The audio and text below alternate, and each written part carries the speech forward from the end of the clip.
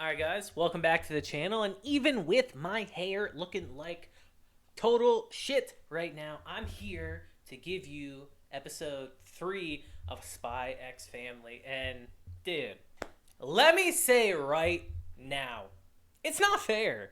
It's not fair to have an ending song be such a banger on a series that is already blowing up. Holy shit. Is that ending song incredible, dude? Wow. I really like the opening song. Because I like the animation in the opening. I thought it's really well done and aesthetically really fits the series. But dude, that ending theme is amazing. It's incredible. Like it's way better than the opening in my opinion. It's wild. But hello guys. Like I said, welcome back to the channel. I'm just gushing over here. Don't mind me. Because we're here talking about Spy X Family today.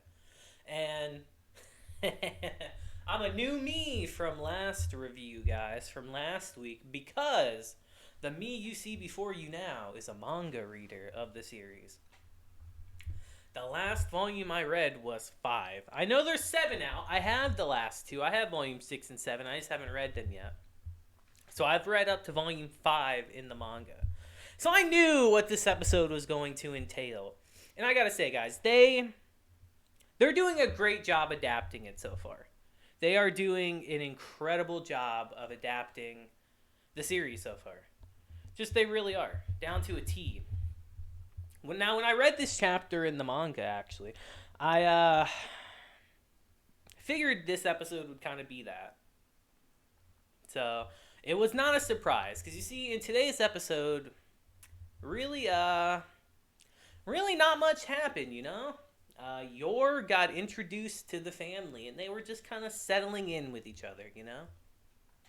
Because from an anime-only perspective, from what we see now, alright, Twilight has a mission, Operation Strix, to infiltrate the school of Desmond Donovan, who is a political leader in the opposition that Spylight works for. So his mission is to infiltrate this school through use of a family to get close to him so he can reveal his secrets. And to do that, he has adopted a daughter, Anya, and he has made a fake wife in Yor. And that's where we stand before this episode. And this episode really just is them settling into their roles, you know? Just doing mock exams, going on outings and all that, trying to become family in a way. And I would argue that our objective was completed in this episode because, you know, they're very rough around the edges, as you would expect. She is an assassin, he's a spy, and she's a telepath.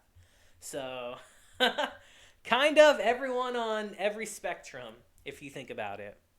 And they're a very unusual family, but they get along very well. And the one lady at the end of the episode even says that. And I gotta say, guys, this is... if this ain't the anime of the season already, at least so far, I don't know what is. Because, like, I'm blown away by the quality and love that's put in this series. Especially now that I've read the manga. I know I keep bringing that up, but I feel it's kind of important.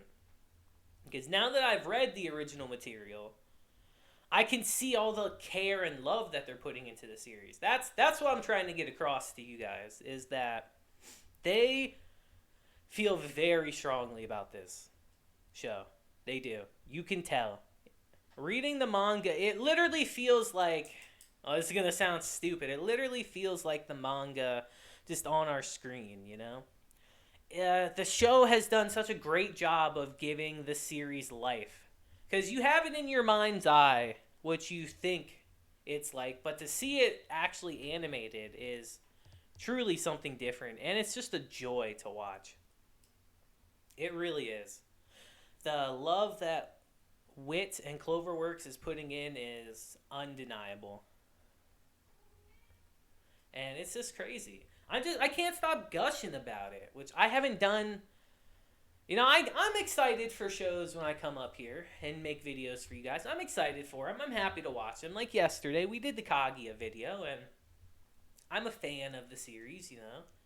So I have enthusiasm every time I watch a new episode and all that. But this just feels different. This series feels pretty special. And it really is just a joy to watch every week. So I guess let's get in a little bit to what happened this episode. Not much, but like I said, they're just getting into their dynamic of being a fake family in our episode today. And the crux of it all is they don't know about any of each other's lines of work or abilities. And that's one of the charms of the series, is that they don't. Because it really is kind of like a Mr. and Mrs. Smith kind of series. Except they just have a daughter added in. And they bounce off of each other very well. Like I said, they're just trying to get into the role. So they go out and about. And they adapted these scenes perfectly from the manga. I don't think they took anything out. In fact, I think they added some scenes in, which is a good thing, to try to differentiate between the original source material and the anime. To try to make them two separate things. To be able just to add a little bit into it. It's kind of like what they should be doing with Shield Hero right now. But that's a whole different topic. Yeah, they're going out and about doing family things, and they happen to run across a purse snatcher. And of course, Lloyd's not going to do anything at first because he's a spy. He's trained not to stand out.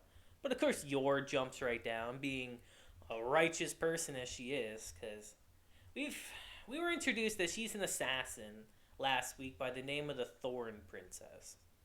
And despite her appearance and her demeanor being just some girl that's on cloud 9 all the time, she's a really deadly person, extremely physical. So she just jumps right down from the bridge, chases after this guy, but they can't find him. So Lloyd starts to chase him around, and it's actually Anya who's able to find him with her telepath powers, which it honestly is a very cool concept. To have like a spy and an assassin, and then have a character that can read their inner monologues. It's honestly a very, very smart concept, honestly. It's very interesting. Because she's able to find him by reading the minds of everyone around there. And Lloyd's able to find him, and he just jumps on him from up top on the bridge, making the biggest scene ever. Spies can't make a scene or anything, and he pile drives this guy into the ground basically. And the old woman says that they're a lovely family, which they kind of are.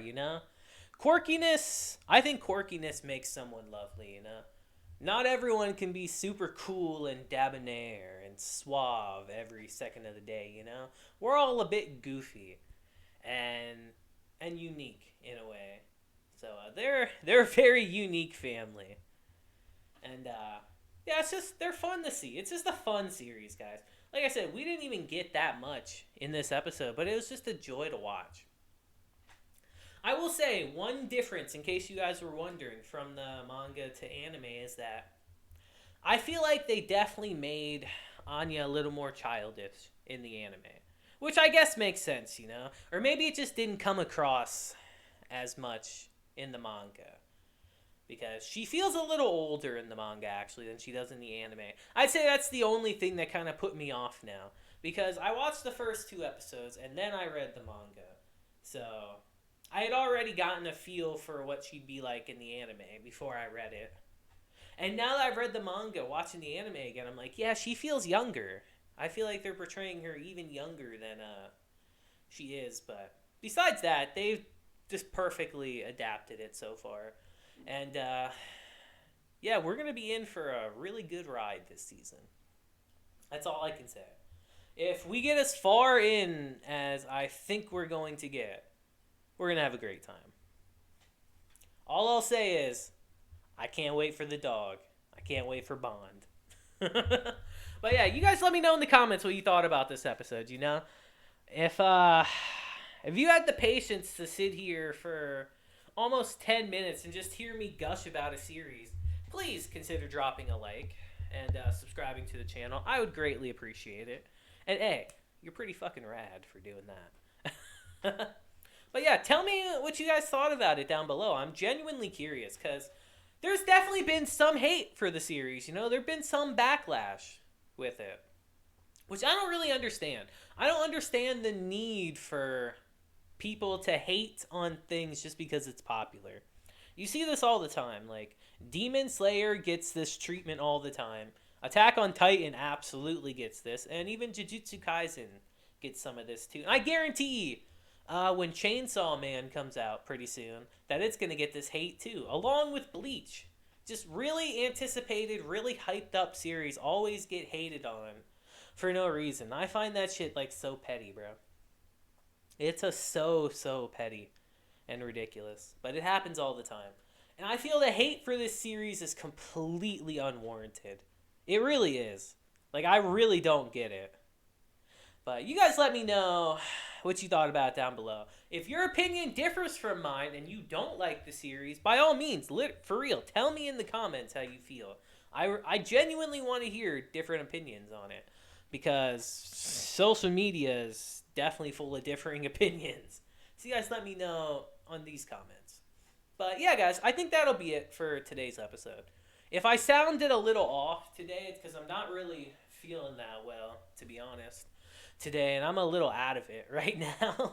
So if I'm like extra weird or something, or I sound a little weird, I apologize for that. Like I said, I'm a little out of it. My throat's kind of hurting a bit, but just until next time, guys. I hope you guys have a great day, week, month, and year. And until then, deuces, and have a blessed day. More Spy X Family greatness next week.